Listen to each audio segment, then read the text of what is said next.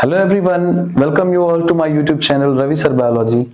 In today's session, we have brought the last topic of Unit 1st for a 12th standard student. This is the last topic and today's topic is arts. We have to study about ART today. Actually, we have to start reproductive health. Infertility is the biggest problem in a human being nowadays, and these infertility because of so many reasons, but the reason is there in the syllabus, so we have to study how to assist these problems.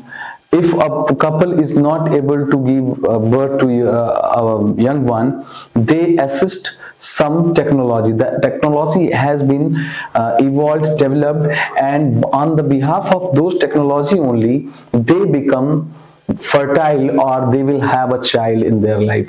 So those arts means assisted reproductive technology. This is what we have to study. This is called art or arts technologies. So many technologies I have introduced on my board, and one by one about each and every technology we have to study. Remember it, this is very important question. One question is waiting for you in the board examination, and one more question is still there in the NEET examination. So let us see, let us make it so easy for you, and obviously it will be easy for you. Let's see the very first one. The first one is called in vitro fertilization. You know, before started these technologies, I just tell you what is the reason behind the infertility in a man or in a woman. The problems are usually made by a man. Suppose what happens, the sperm count will be very lesser. That may cause a problem in the fertility. If a woman is having problem, means there will be a problem in the its oviduct. The fallopian tube is having some abnormalities, some blockage, some problems will be occupied, so that the sperm is not able to meet to the ovum for fertilization. So there will be so many problems that may arise because of male and female improper development or some reasons that we have to study here. So the problems, if arise the problem, those problems will be sought out by the in vitro fertilization, GIFT, IUT, ITU. means so many processes are there that what we have to study here in this segment. तो सबसे पहले in vitro fertilization पढ़ते हैं. एक mail से sperm लिया और उसके फीमेल, उसकी वाइफ से या उसके कपल के मेल और फीमेल दोनों से स्पर्म और ओवम ले लिया, उसको टेस्ट ट्यूब में दोनों को मिक्स किया, फर्टिलाइजेशन हुआ. टेस्ट ट्यूब में फर्टिलाइज करके जाइगोट बनाया और उस जाइगोट को इम्प्लांट कर दिया यूटेराइन वॉल में, यूट्रस में. क्या हुआ? जाइगोट का फॉर्मेशन. स्पर्म और ओवम, हस्बैंड और वाइफ से स्पर्म और ओवम को कलेक्ट करते हैं, टेस्ट ट्यूब में उनकी मीटिंग कराते हैं, फर्टिलाइजेशन हो गया टेस्ट ट्यूब में, और जो बना ऑब्वियसली फर्टिलाइजेशन का रिजल्ट होता है जाइगोट. वो जाइगोट हम क्या करेंगे, उसको एक्सपर्ट्स क्या करेंगे, उसको यूटेरस में इम्प्लांट कर देंगे और वो फिर डेवलप होके और एक नई बेबी बना लेगी. प्रॉब्लम्स हो सकता है स्पर्म काउंट में हो, स्पर्म वहां तक पहुंच ना पा रहा हो ओविडक्ट तक, या ओविडक्ट में कुछ प्रॉब्लम्स हो गए हो जिसकी वजह से उसके वॉल थिकनेस हो गए हैं और स्पर्म वहां तक नहीं पहुंच रहा. बायोलॉजिकली मदर और फादर वही होंगे, बस इस टेक्निक में टेस्ट ट्यूब में फर्टिलाइजेशन कराया गया, न कि फीमेल बॉडी में. इसीलिए इस टेक्नोलॉजी को इन विट्रो फर्टिलाइजेशन या IVF कहते हैं. टेस्ट ट्यूब में फर्टिलाइजेशन हुआ इसलिए इस बेबी को टेस्ट ट्यूब बेबी भी कहते हैं. तो ये हो गया first IVF, test tube baby. Second है zygote intrafallopian transfer, ZIFT, ZIFT, zygote intrafallopian transfer. Zygote का फॉर्मेशन हुआ, फर्टिलाइजेशन बाहर, ये भी एक IVF ही है. फर्टिलाइजेशन बाहर होगा और फर्टिलाइजेशन बाहर means outside of the female body, and the zygote that is made have to keep in the fallopian tube, and this is why the fallopian tube is a place where we have introduced this zygote. This process, this complete process is called zygote intrafallopian transfer. So ये zygote सीधे transfer हो जाएगा fallopian tube में, इसीलिए इसको gift कहते हैं. Last या last to last year examination में बोर्ड्स के ये जिफ्ट आ चुका है. नेक्स्ट है IUT, इंट्रायूटेराइन ट्रांसफर. यूट्रस में ट्रांसफर होना, नेम से ही क्लियर है, इंट्रायूटेराइन ट्रांसफर. जाइगोट को सीधे, यहाँ पे जाइगोट को कहाँ ट्रांसफर किया था? फैलोपियन ट्यूब में, और यहाँ जाइगोट ट्रांसफर होगा यूट्रस में. The zygote made after fertilisation is to be transferred to the uterus, and this is the process called intrauterine transfer. और ये जाइगोट से सीधे जो जाइगोट बना फर्टिलाइजेशन बाहर होने के बाद वो यूट्रस में हो गया. मतलब ये भी दोनों टाइप जो है इन विट्रो टाइप के हैं. मतलब जो रिसर्च हो रहा है ना वो बॉडी के बाहर हो रहा है. इन विट्रो फर्टिलाइजेशन और इन विवो फर्टिलाइजेशन दो वर्ड्स हैं, ये भी क्लियर कर लेते हैं. In vitro fertilisation and in vivo fertilisation दोनों के एब्रिविएशंस एक ही हैं, पर ये विवो है और ये है विट्रो, ये डिफरेंस है इनमें.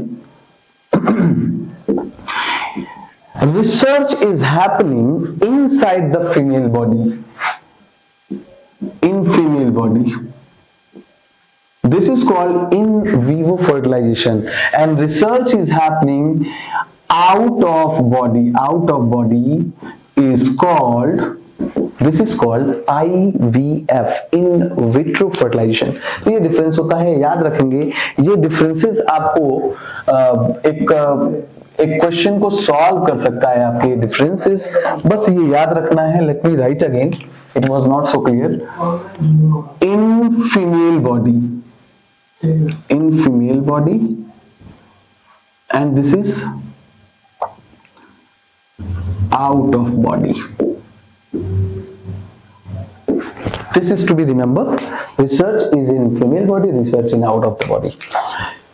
The next is in vivo fertilization. That's what I started from. In vivo fertilization, fertilization in female body, the transfer of sperm into ovum inside the female body only it happens. Means fertilization takes place in female body. Fertilization in female body. This is called in vivo fertilization. So this is these 1, 2, 3. These all three is happening outside of the body. So they will be called IVF, in vitro type of fertilization, because these are happening, the research over it is happening outside the female body, so it is called in vitro fertilization. यहाँ पे ये in vivo है, body के अंदर हो रहा है, research body के अंदर हो रहा है, तो इसको in vivo fertilization कहेंगे, फीमेल बॉडी में हो रहा है. अब gift, GIFT, gamete intrafallopian transfer, नाम से ही क्लियर है, गैमिट इंट्राफैलोपियन ट्रांसफर. हम सभी जानते हैं ये अगर फीमेल बॉडी है, फीमेल रिप्रोडक्टिव ऑर्गन है,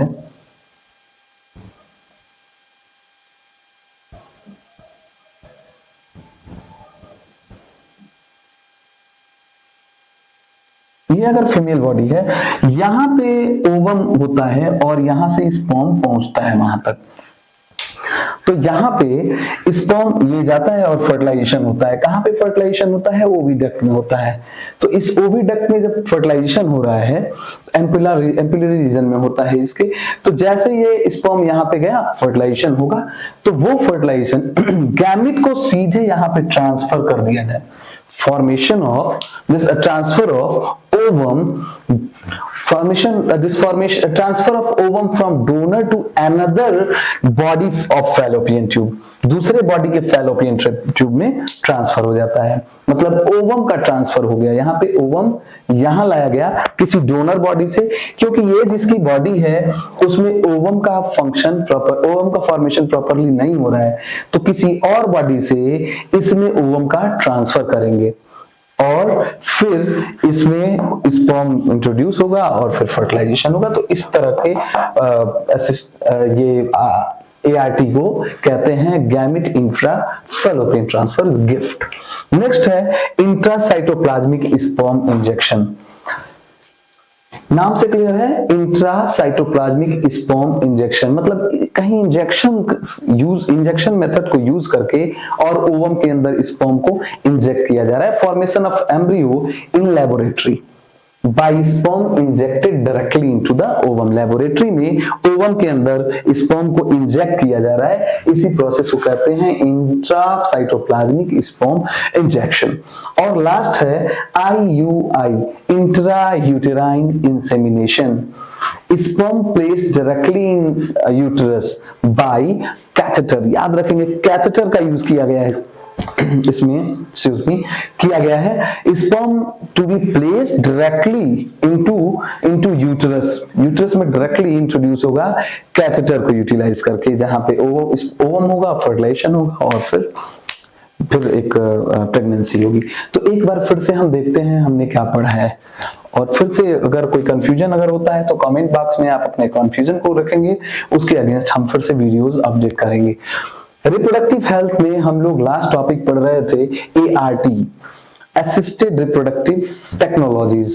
This technology is applied for the couple who is not able to give birth. The couple are considered as infertile. So those infertile couple are here with some important method, which by adapting these methods they will have a baby and they do not become infertile anymore. The first one is in vitro fertilization. Suppose any problem is there in the oviduct of a mother, so that the fertilization is not occurring, their ovum will be fused with the male couple of that pair and fuse to form a zygote.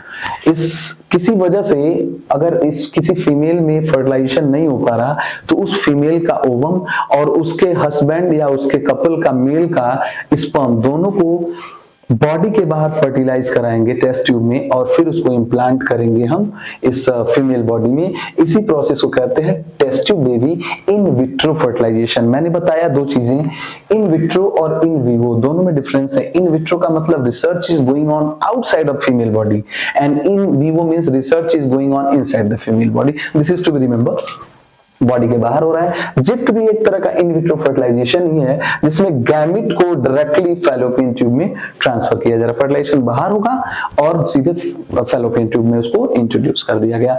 IUT, intra uterine transfer हो गया, सीधे means zygote जो है uterus में सीधे transfer कर दिया जाए। ये भी जाइगोट कैसे बना, फर्टिलाइजेशन हुआ। फर्टिलाइजेशन कहां हुआ, बॉडी के बाहर। तो बॉडी के बाहर ये दोनों के दोनों, ये भी और ये भी IVF के ही एक टाइप हैं, इन विट्रो फर्टिलाइजेशन के ही टाइप हैं। So this is in vitro intrauterine transfer. The next one is in vivo fertilisation in female body में होगा।